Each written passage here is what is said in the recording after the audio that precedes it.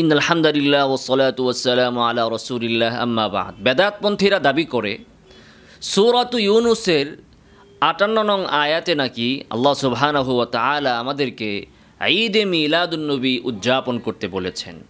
তারা এই আয়াতটি তেলাওয়াত করেও ভুল, অনুবাদ করেও ভুল, তাফসীরও করে ভুল। এরপরে তারা এর দ্বারা যা সাব্যস্ত করে সেটাও ভুল। তো তারা যেভাবে অনুবাদ করে এবং তাফসীর করে, আমরা সেইভাবেই অনুবাদ এবং তাফসীর করার পরেও সাব্যস্ত করব যে এর দ্বারা ঈদে মিলাদুন্নবী কশ্চিন কালেও প্রমাণিত হয় না। দেখুন, তারা বলে যে আল্লাহ সুবহানাহু ওয়া তাআলা বলেছেন, কুল বিফাদলিল্লাহি ওয়া বিরহমাতিহি ফাবিযালিকা ফালইফরাহু। হে নবী, আপনি বলুন যে আল্লাহর ফদল অনুগ্রহ এবং তার রহমত পেয়ে ফালইফরাহু, তোমরা খুশি হও। আল্লাহর অনুগ্রহ এবং রহমত পেয়ে তোমরা খুশি হও। তাদের তাফসীর হচ্ছে যে এখানে ফদল এবং রহমত দ্বারা উদ্দেশ্য হচ্ছে রাসূলুল্লাহ সাল্লাল্লাহু আলাইহি ওয়াসাল্লাম। তার মানে তোমরা রাসূল সাল্লাল্লাহু আলাইহি ওয়াসাল্লামকে পেয়ে, মুহাম্মদ সাল্লাল্লাহু আলাইহি ওয়াসাল্লামকে পেয়ে তোমরা খুশি হও। তো খুশি হইতে বলেছেন আল্লাহ তাআলা, আর ঈদ মানে খুশি। তার মানে আল্লাহ তাআলা বলেছেন তোমরা মুহাম্মদ সাল্লাল্লাহু আলাইহি ওয়াসাল্লামকে পেয়ে ঈদ উদযাপন করো, সেজন্যই ঈদে মিলাদুন্নবী করতে হবে। এই হচ্ছে তাদের দলিল। আমি তাদেরকে বিনয়ের সাথে বলবো যে ভাই, আয়াতটা আবার ভালো করে পড়েন। আল্লাহ তাআলা কি বলেছেন? আল্লাহ বলেছেন ফালইফরাহু, তোমরা খুশি হও। আল্লাহ তাআলা তো বলেন নাই ফালইত্তাখিদু ঈদান, তোমরা ঈদ উদযাপন করো। তো ঈদ শব্দটা কি আল্লাহ সুবহানাহু ওয়া তাআলার ডিকশনারিতে ছিল না? আল্লাহ কি এখানে বলতে পারতেন না যে মুহাম্মদ সাল্লাল্লাহু আলাইহি ওয়াসাল্লামকে পেয়ে তোমরা ঈদ উদযাপন করো? আল্লাহ ঈদ না বলে খুশি কেন বললেন? কেন আপনাদেরকে এভাবে পেঁচাইতে হলো যে আল্লাহ বলেছেন খুশি হও, আর খুশি মানে হচ্ছে ঈদ, অতএব মুহাম্মদ সাল্লাল্লাহু আলাইহি ওয়াসাল্লামকে পেয়ে ঈদ উদযাপন করতে আল্লাহ তাআলা বলেছেন? এভাবে পেঁচানোর কি দরকার ছিল? আল্লাহর ডিকশনারি তো ঈদ শব্দটা ছিল, তিনি বললেই পারতেন ফালইত্তাখিদু ঈদান, তোমরা ঈদ উদযাপন করো। তিনি তো ঈদ বলেননি, তিনি খুশি বলেছেন। অতএব আল্লাহ যে শব্দ বলেছেন আপনারাও সেই শব্দে বলুন। আপনারা ঈদ ও মিলাদিন নবী সাল্লাল্লাহু আলাইহি ওয়াসাল্লাম না বলে আপনারা বলুন ফারহাতু মিলাদিন নবী সাল্লাল্লাহু আলাইহি ওয়াসাল্লাম, অর্থাৎ রাসূল সাল্লাল্লাহু আলাইহি ওয়াসাল্লামের জন্মের খুশি। আল্লাহ যখন খুশি বলেছেন আপনাদের দাবি অনুযায়ী, তাহলে আপনারাও খুশি বলেন, ঈদ বলেন কেন? তারা বলবে যে ভাই, ঈদ আর খুশি একই জিনিস। খুশি মানেই ঈদ, ঈদ মানেই খুশি, খুশি মানেই ঈদ, ঈদ মানেই খুশি। অতএব আল্লাহ খুশি বলেছেন, আমরা ঈদ বলবো।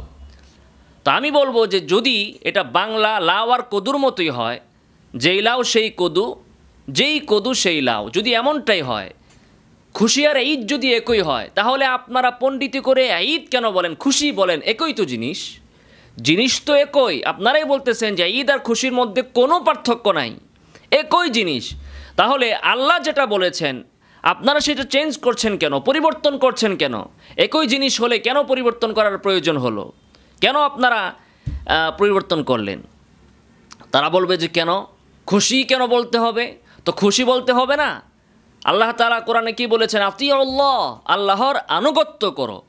তো আল্লাহর আনুগত্য করা তো ফরজ। তো আল্লাহ বলেছেন খুশি, আপনাকে আল্লাহর আনুগত্য করে খুশি তো বলতে হবে। আপনাকে ঈদ বলার অধিকার কে দিয়েছে? আল্লাহর আনুগত্য আপনি করবেন না? তো দেখুন, আল্লাহর আনুগত্য বাদ দিয়ে তারা আল্লাহ বলেছেন খুশি হও, তারা বানিয়ে নিয়েছে ঈদ। আবার বলতেছে একই জিনিস, খুশি আর ঈদ একই জিনিস। তো একই জিনিস হলে আল্লাহর আনুগত্য বাদ দিয়ে কেন আপনারা ঈদ শব্দ বাদ দিয়ে খুশি বাদ দিয়ে ঈদ বললেন? কেন আপনারা খুশি বাদ দিয়ে ঈদ বলতেছেন?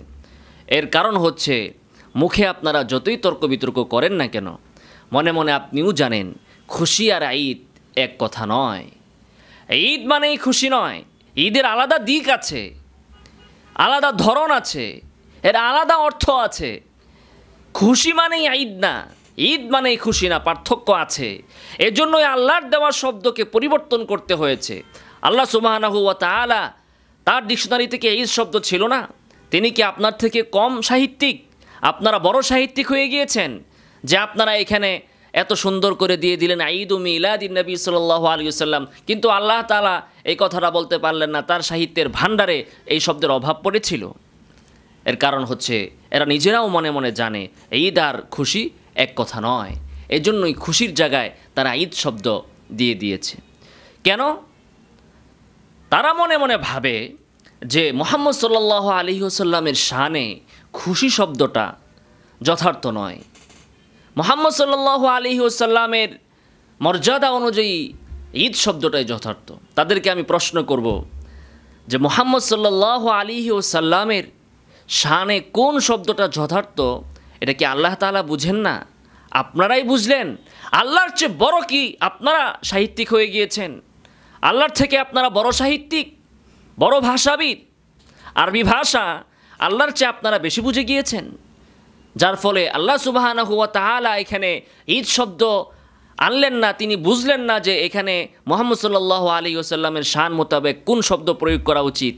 আপনারাই শুধু বুঝলেন যে এখানে তার শান অনুযায়ী ঈদ শব্দ প্রয়োগ করা উচিত, নাকি আল্লাহ সুবহানাহু ওয়া তাআলা তার নবীর শান এবং মান বুঝতেন না? যে নবীকে তিনি নিজে সৃষ্টি করলেন, যে নবীকে তিনি নিজে নবী বানালেন, ওই নবীর শানে কোন শব্দ ইউজ করতে হবে এটা আল্লাহ তাআলা বুঝলেন না। ওই নবীকে আপনারা বেশি চিনে গিয়েছেন, আপনারা বেশি সেই নবীর শান এবং মান বুঝে গিয়েছেন, আপনারা সেই নবীর জন্য সাহাবায়ে কেরাম থেকে বেশি পাগল পারা হয়ে গিয়েছেন। সেই জন্য বছরে একদিন শুধু নবী নবী বলে চিৎকার করেন, আর 12 মাস নবীর কোনো খবর থাকে না, নবীর সুন্নার ধারে কাছেও আপনারা যান না। এই হচ্ছে তথাকথিত নামদারি আশিক রাসূল এবং তথাকথিত সুন্নিদের হালত।